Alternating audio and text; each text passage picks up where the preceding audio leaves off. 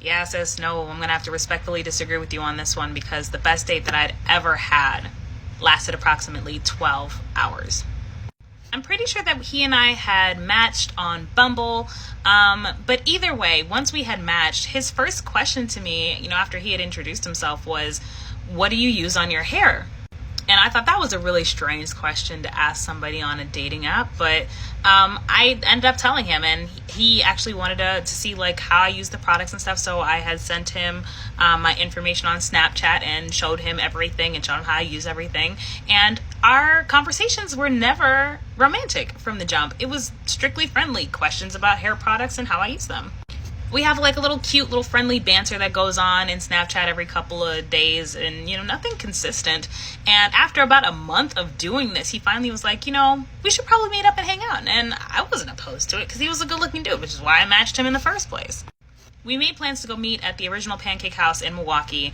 And we made plans to meet up at like 10:30, 11 o'clock.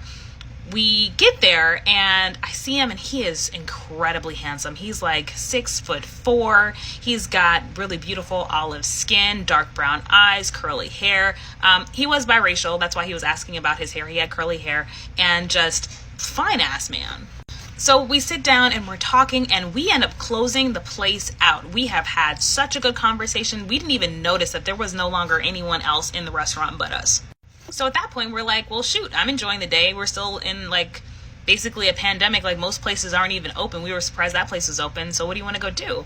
And he was tall. I mentioned he was tall and I had a painting that I wanted to hang. And so I was like, you know what, since we can't really go anywhere, I'm assuming you're not a serial killer. You should come back to my place and help me hang my painting.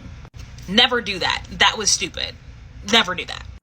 But anyway, we get back to my place. He helps me hang my painting. And we just sit on my couch and we order more food and we watch Netflix and we talk and we do this until almost 10 p.m.